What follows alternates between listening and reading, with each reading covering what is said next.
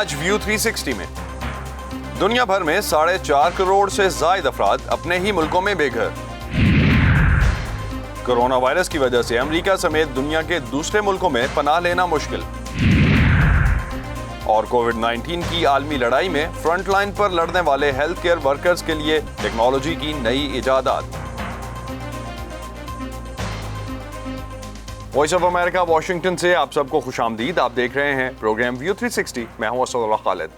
ہر سال 20 جون کو پناہ گزینوں کا عالمی دن منایا جاتا ہے۔ ایسے لوگ جو اپنے گھروں سے اپنی ہی مرضی کے خلاف دربدر ہیں۔ دنیا کی تقریباً 7.5 کروڑ آبادی، جو کہ سعودی عرب اور عراق کی کل آبادی سے بھی زیادہ ہے، اس وقت پناہ گزینی کی زندگی گزارنے پر مجبور ہے۔ ان میں سے 4 کروڑ 57 لاکھ IDPs یعنی اپنے ہی ملکوں میں بے گھر ہونے والوں کی تعداد ہے۔ پناہ گزینوں کے لیے اقوام متحدہ کے ادارے UNHCR کے مطابق نہ صرف ریکارڈ تعداد میں افراد جبری بے گھر ہو رہے ہیں، بلکہ انہیں پناہ دینے والے ملکوں میں بھی کمی ہو رہی ہے۔ UNHCR کی گلوبل ٹرینڈ رپورٹ کے مطابق 2010 میں جبری بے گھر ہونے والوں کی تعداد 4 کروڑ 10 لاکھ تھی، جو اب دگنی ہو کر 7 کروڑ 95 لاکھ ہو گئی ہے۔ ان افراد میں سے 85% کا تعلق ایسے ترقی پذیر ممالک سے ہے جہاں غذا کی شدید قلت ہے۔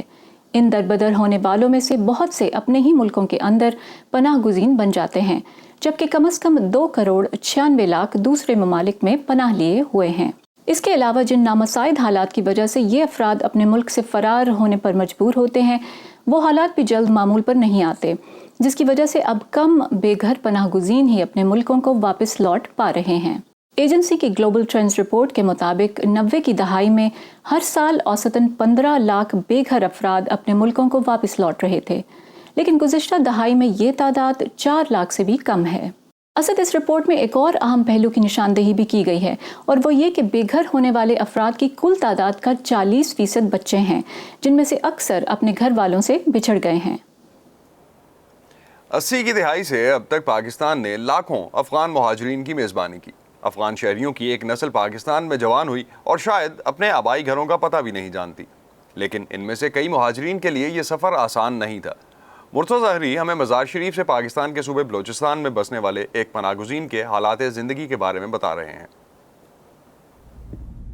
عنایت اللہ کی خواہش تھی کہ ان کا بیٹا اینٹوں کے بٹے پر محنت کرنے کے بجائے اسکول میں پڑھے، لیکن حالات نے ان کا ساتھ نہیں دیا۔ عنایت اللہ 20 سال قبل افغانستان کے ایک جنگ زدہ علاقے مزار شریف سے پاکستان آئے اور بلوچستان کے علاقے پشین میں آباد ہو گئے۔ یہاں نہ تو افغان پناہ گزینوں کے لیے کوئی اسکول ہے اور نہ ہی عنایت اللہ کے پاس اتنے پیسے ہیں کہ اپنے بیٹے کے تعلیم کے اخراجات اٹھا سکیں۔ دوسرا کام ہمارا پیسے نہیں، دوسرا کام کرو، بس یہ بٹے میں پیش کے لیتا ہوں، ایسے کام کرتا ہوں، اپنے گھر والے سے بس گزارا کر سکتا ہوں۔ ہمارا بچہ ہے نا، ہمارا دل ہوتا ہے اسکول میں رکھنے کے، اور ہمارا وقت نہیں ہوتا ہے۔ پشین میں اینٹوں کے بٹے پر کئی افغان پناہ گزینوں کے بچے دن بھر محنت مزدوری کرتے نظر آتے ہیں۔ اقوام متحدہ کے ادارہ برائے مہاجرین کے مطابق پاکستان میں موجود تقریباً 14 لاکھ رجسٹرڈ افغان پناہ گزین میں سے 3,25,000 بلوچستان میں آباد ہیں۔ یہاں افغان پناہ گزین کیمپوں میں تعلیم کے ساتھ طبی سہولیات کا بھی فقدان نظر آتا ہے۔ دور دور تک کوئی بنیادی صحت کا مرکز نہیں۔ 15 سال سے میری کوئی اولاد نہیں ہے، میرے پاس پیسے نہیں ہیں تو میں ڈاکٹر کے پاس کیسے جاؤں؟ میرا ایک ہی بیٹا ہے، دوسرا بچہ نہیں ہے۔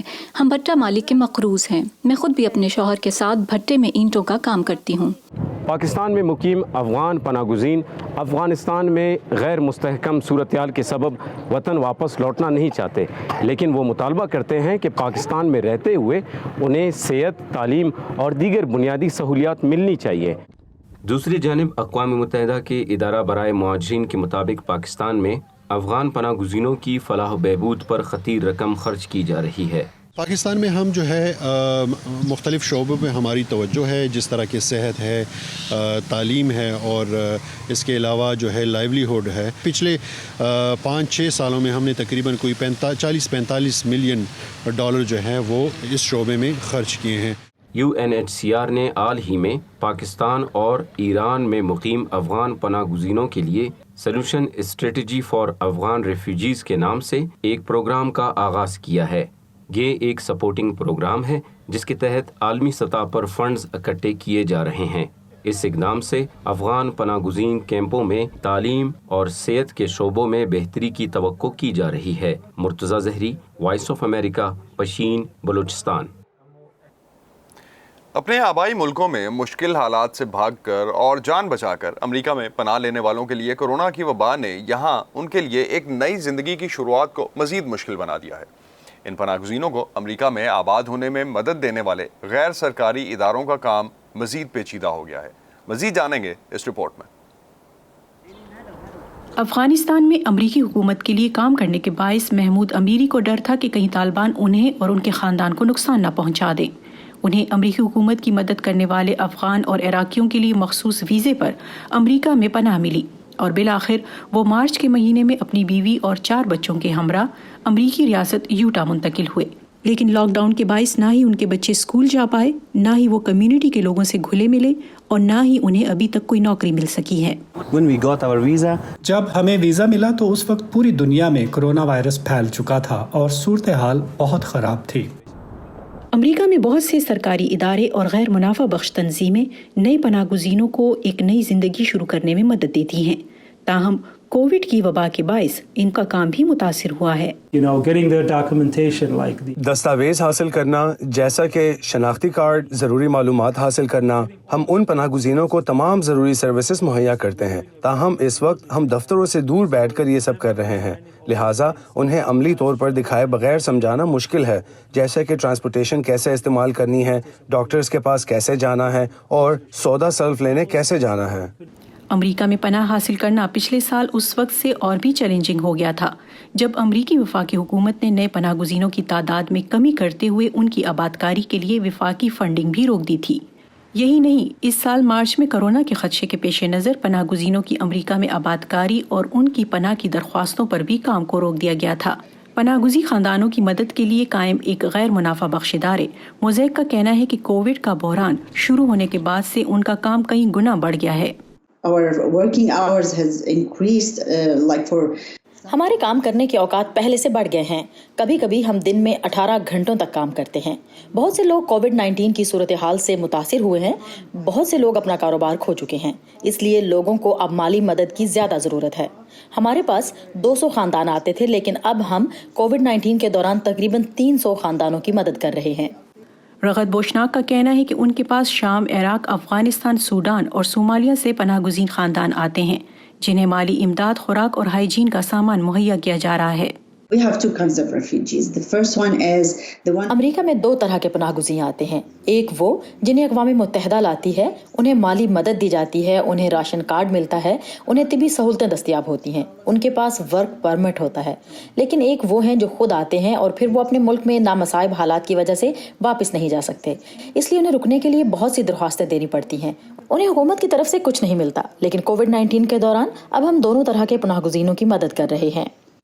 امریکہ میں آنے والے پناہ گزینوں کا ریکارڈ رکھنے والے ادارے ریفیوجی پروسیسنگ سینٹر کے مطابق کورونا کی وبا کے باوجود اس سال جنوری سے جون کے مہینے تک امریکہ میں تقریباً 4,500 پناہ گزین داخل ہوئے ہیں اور توقع کی جا رہی ہے کہ اس سال 18,000 تک پناہ گزین اس ملک میں داخل ہوں گے۔ Nilofar Mughal, Voice of America, Washington. اگر ہم کورونا وائرس کے پھیلاؤ سے پہلے کے حالات کا جائزہ لیں تو پچھلے چند سالوں میں امریکہ میں بنائے گئے نئے امیگریشن رولز کی وجہ سے امریکہ میں آنے والے مہاجرین اور پناہ گزینوں کی تعداد کم ہوئی ہے، لیکن امریکہ کے بہت سے چھوٹے بڑے شہروں میں مختلف ممالک کے تارکین وطن اور پناہ گزینوں کی کامیابی کی مثالیں بھی موجود ہیں۔ ان میں ریاست نیو جرسی کا ایک چھوٹا سا شہر پراسپیکٹ پارک بھی شامل ہے۔ آئیے چلتے ہیں صبا شاہ خان کے ساتھ پراسپیکٹ پارک۔ کئی سالوں سے جاری خانہ جنگی نے شام کے شہریوں کی بڑی تعداد کو اپنا ملک چھوڑ کر دوسرے ممالک میں پناہ لینے پر مجبور کیا ہے۔ اس وقت دنیا میں شامی مہاجرین کی تعداد سب سے زیادہ ہے۔ الیپو شام کا وہ تاریخی شہر ہے جہاں شام کی تاریخ کی شاید سب سے خونی جنگ لڑی گئی، جس میں ہزاروں معصوم شہری مارے گئے۔ شام کے شہر الیپو سے تعلق رکھنے والے میئر خیر اللہ کو بچپن میں اپنا گھر چھوڑنا پڑا۔ یہی وجہ ہے کہ جب 2017 میں صدر ٹرمپ نے ایک ایسے صدارتی حکم نامے پر دستخط کیے جو پناہ گزینوں کے داخلے کو محدود کر رہا تھا، میئر خیر اللہ کو لگا انہیں کچھ کرنا چاہیے۔ صدارتی حکم نامے کے اگلے ہی ہفتے میئر خیر اللہ نے بھی ایک ایگزیکٹو آرڈر جاری کیا جس کے تحت پراسپیکٹ پارک شہر کو سینکچری قرار دیا گیا، یعنی یہ شہر بھی ان امریکی شہروں میں شامل ہو گیا جو پناہ گزینوں کا خیر مقدم کرتے ہیں۔ سب سے پہلے تو یہ کہ ہم پناہ گزینوں کا مسئلہ پیدا ہی کیوں ہونے دیتے ہیں، جنگوں کو کیوں نہیں روکتے، ہم آمروں کو اپنی عوام کو مارنے سے کیوں نہیں روکتے تاکہ انہیں بھاگنا نہ پڑے۔ اگر ہم یہ کر سکتے ہیں تو پھر ہمیں پناہ گزینوں کے معاملے سے نمٹنے کی ضرورت نہیں ہے، لیکن اگر آپ آمروں کو ان کے لوگوں کو مارنے اور ان کے لوگوں کے بھاگنے کی وجہ بننے سے نہیں روک سکتے تو ہماری ذمہ داری بنتی ہے کہ ہم پناہ گزینوں کو لیں۔ محمد خیر اللہ پچھلے 13 سال سے پراسپیکٹ پارک کے میئر کی خدمات انجام دے رہے ہیں۔ انہوں نے اس امریکی شہر میں اپنے کیریئر کا آغاز ایک فائر فائٹر کے طور پر کیا تھا۔ میں نے میونسپلٹی میں رضاکار فائر مین بننے کی درخواست دی، لیکن انہوں نے کہا کہ آپ ہمارے ساتھ شامل نہیں ہو سکتے کیونکہ آپ امریکی شہری نہیں ہیں۔ لیکن پھر چیف نے کہا کہ ہو سکتا ہے کہ ہم کچھ کر سکیں، اور انہوں نے میئر سے بات کی اور انہوں نے مقامی قوانین کو تبدیل کر دیا۔ تو میرے نزدیک ایک ایسے شخص کی حیثیت سے جو مشرق وسطی سے آیا تھا جہاں ہر چیز کی طاقت مرکز میں ہے، حیران کن تھا کہ آپ مقامی سطح پر قوانین تبدیل کر سکتے ہیں۔ تو یوں مجھے مقامی حکومت کے بارے میں دلچسپی پیدا ہوئی۔ 1 میل کے رقبے پر پھیلے ہوئے پراسپیکٹ پارک کو ڈچ تارکین وطن نے 1901 میں آباد کیا تھا۔ آج یہاں کی 15% آبادی مسلمان ہے، جن کی اکثریت عرب اور جنوبی ایشیائی ہیں۔ As an immigrant, a refugee is just like any other immigrant. When they come in hungry. تو پناہ گزین دوسرے تارکین وطن ہی کی مانند کامیابی کے بھوکے ہوتے ہیں۔ وہ یہاں پہنچ کر کچھ کرنا چاہتے ہیں، کچھ بننا چاہتے ہیں، وہ کاروبار شروع کرتے ہیں، ان کے بچے کامیاب ہونا چاہتے ہیں، تو وہ امریکہ کی قدر میں اضافہ کرتے ہیں۔ ہم پراسپیکٹ پارک میں ایک متنوع ماحول میں کام کرتے ہیں۔ یہاں بہت سے مختلف پس منظر کے لوگ ہیں، اور میئر پراسپیکٹ پارک میں موجود تمام مختلف کمیونٹیز کا خیر مقدم کرتے ہیں۔ اور جب کووڈ کے دنوں میں یہاں کے مقامی بزنسز پریشانی کا شکار ہوئے،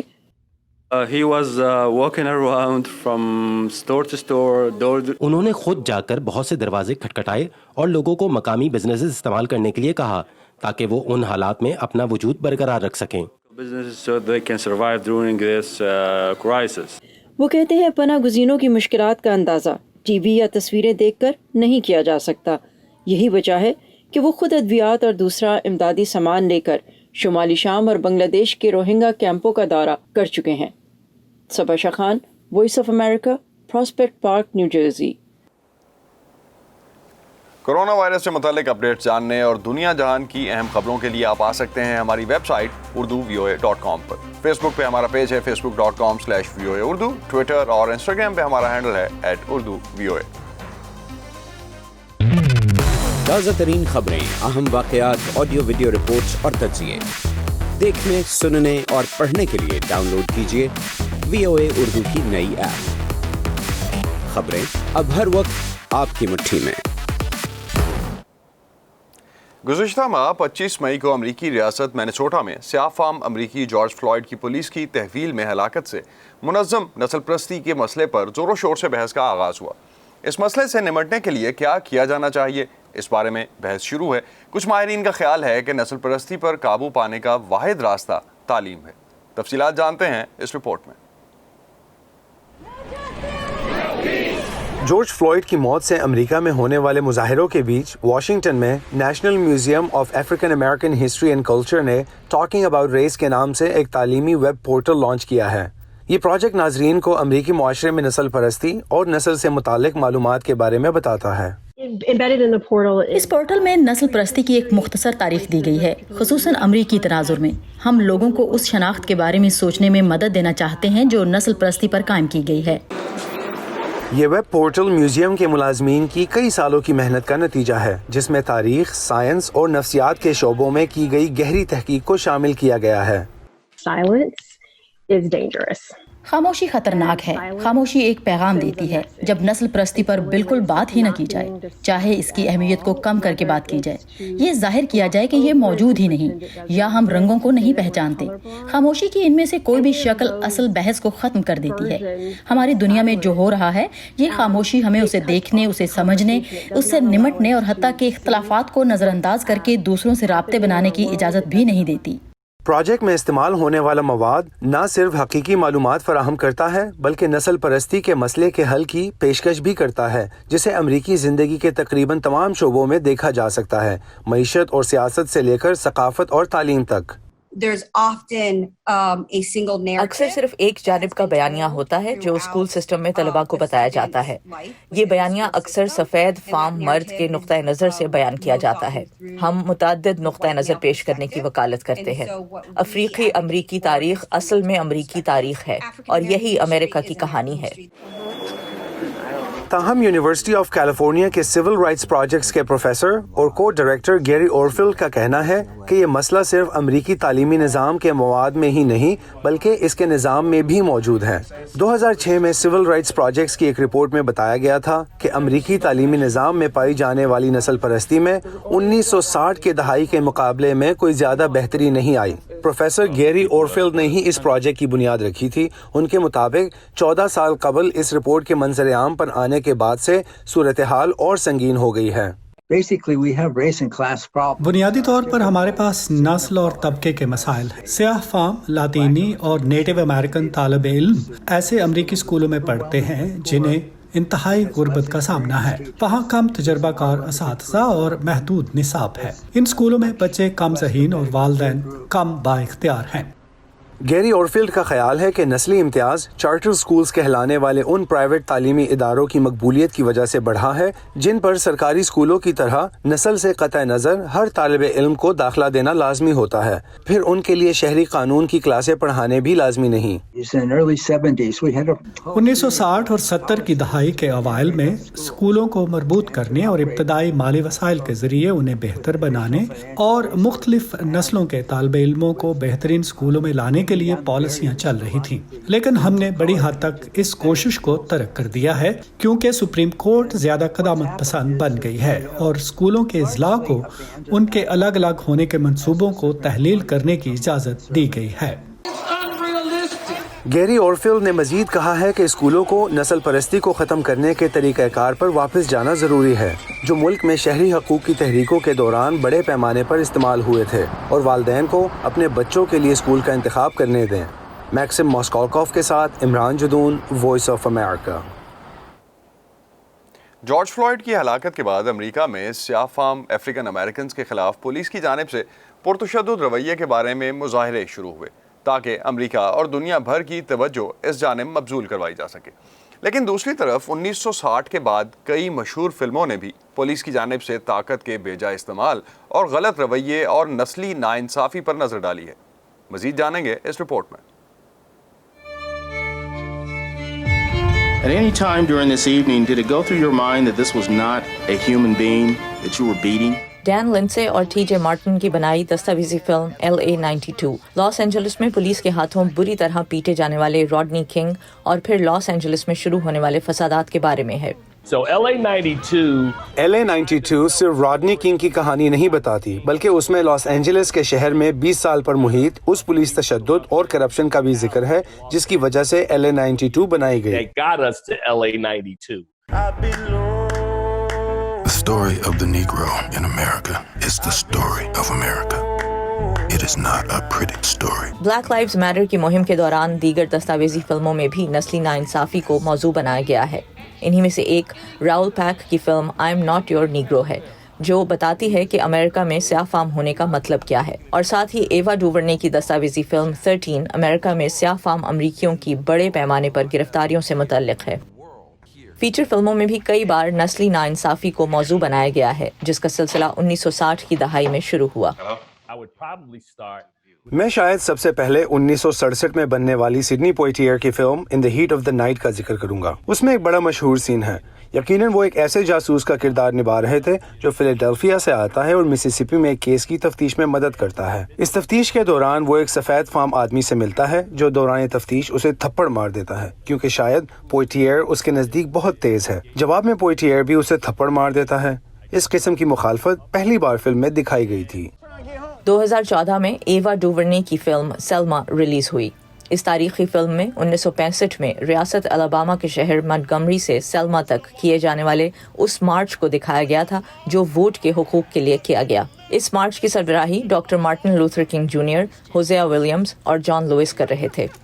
اس فلم کی اسکریننگ کے دوران سول رائٹس تحریک کے رہنما جان لوئس نے سیلما اور بلیک لائیوز میٹر کے درمیان ایک ہم آہنگی پیش کی۔ Today, I think the young people and those آج میرے خیال سے نوجوان اور بڑے سب اس فلم سے یہ سیکھ سکتے ہیں کہ ہار نہیں ماننی چاہیے، نفرت نہیں پالنی چاہیے، بلکہ جدوجہد جاری رکھنی چاہیے، کیونکہ امریکہ کی روح کو واپس پانا ایک مسلسل جدوجہد ہے۔ to redeem the soul of America is an ongoing struggle. Penelope Poulou کے ساتھ Nakhat Malik, Voice of America. Corona virus کے باعث لوگوں کے معمولات زندگی میں جہاں بہت سی تبدیلیاں آئی ہیں، وہیں ٹیکنالوجی کی دنیا میں بھی تبدیلیاں آ رہی ہیں۔ امریکی ریاست ایلینوائے کی نارتھ ویسٹرن یونیورسٹی میں ماہرین ہیلتھ کیئر کے شعبے سے منسلک افراد کی سہولت کے لیے نئی ایجادات پر کام کر رہے ہیں۔ یہ ایجادات ہیں کیا؟ جانتے ہیں اس رپورٹ سے۔ نارتھ ویسٹرن یونیورسٹی کے وسیع و عریض کیمپس کے ٹیکنالوجیکل انسٹیٹیوٹ کی ایک موبائل لیبارٹری میں جوزیا ہیسٹر کووڈ-19 سے نمٹنے کے لیے نئے آلات بنانے کے لیے تجربات کر رہے ہیں۔ ہم پرسنل پروٹیکٹیو ایکوپمنٹ یا ذاتی حفاظت کے لیے استعمال ہونے والے اسمارٹ آلات پر کام کر رہے ہیں۔ مثلاً ماسک میں ایک سینسر لگا ہو جو کرونا وائرس کی علامات یا تھکاوٹ کا کھوج لگا سکے یا یہ بتا سکے کہ آپ نے ماسک صحیح طریقے سے پہنا ہے یا نہیں۔ جوزیا کے لیے چیلنج یہ ہے کہ ایک ایسا سینسر بنایا جائے جو بیٹری کے بغیر چلے اور جسے کم لاگت پر برسوں نہیں بلکہ مہینوں میں بڑے پیمانے پر تیار کیا جا سکے۔ ٹیکنالوجی انسٹیٹیوٹ کی دوسری جانب بائیو میڈیکل انجینئرنگ کے پروفیسر جان راجرز اور ان کی ٹیم اپنی لیبارٹری میں سینسر بنانے میں مصروف ہیں۔ جو آلہ ہم تیار کر رہے ہیں وہ بینڈ ایڈ کی طرح کا ہوگا جسے صرف کلائی پر ہی نہیں بلکہ جسم کے کسی بھی حصے پر رکھا جا سکتا ہے۔ میں نے ایسا ہی ایک آلہ گلے میں پہنا ہوا ہے۔ ابتدائی طور پر ہم نے اسے فالج کے مریضوں میں خوراک نگلنے کے عمل کا اندازہ لگانے کے لیے تیار کیا تھا۔ مگر جب کرونا وائرس کے سبب ہیلتھ کیئر ورکرز میں تشویش بڑھی تو جان اور ان کی ٹیم نے نئے چیلنجز سے نمٹنے کے لیے اس میں تبدیلی کا فیصلہ کیا۔ اس آلے کو کووڈ-19 کی علامات جیسے سانس میں دشواری اور کھانسی کو جانچنے کے لیے بھی استعمال کیا جا سکتا ہے۔ 3 ہفتوں سے کم عرصے میں ان کی ٹیم نے اس آلے کو تیار کیا اور شکاگو میں 2 ہسپتالوں میں لگایا جہاں کرونا وائرس کی علامات کے بارے میں ڈیٹا جمع کرنے کے لیے اسے استعمال کیا گیا۔ جان کہتے ہیں کہ اس آلے کی طلب میں اضافہ ہو رہا ہے۔ ہم اس وقت مختلف کمپنیوں کے ساتھ بات چیت کر رہے ہیں جو ان آلات کو اپنے ملازمین کے لیے استعمال کرنا چاہتی ہیں تاکہ ان کے عملے کی صحت پر نظر رکھی جا سکے۔ اس لیے اگلا چیلنج ان آلات کی بڑے پیمانے پر تیاری ہے۔ اسی لیے ہم کچھ نئی کمپنیوں کے ساتھ کام کر رہے ہیں جو ان آلات کو بڑے پیمانے پر لگانے میں مدد دیں گی، کیونکہ عطیات کی مدد سے ہمارے لیے ایسا کرنا ناممکن ہے۔ ذاتی تحفظ کے لیے سینسر کا سائز چھوٹا کرنے پر کام کرتے ہوئے جوزیا کو معلوم ہے کہ وبا کی صورتحال میں لوگوں کی زندگیاں بچانے کے لیے ان کا کام کتنا اہم ہے۔ وہ سمجھتے ہیں کہ اس ٹیکنالوجی کے استعمال سے مستقبل میں بہت سے آلات تیار کیے جائیں گے جو کورونا وائرس کے بعد بھی صحت عامہ کے شعبے پر اثر انداز ہوں گے۔ کین فراباؤ کے ساتھ ندیم یعقوب، وائس آف امریکہ۔ ویو 360 سے اب تک کے لیے اتنا ہی۔ اسد اللہ خالد کو اجازت دیجیے، خدا حافظ۔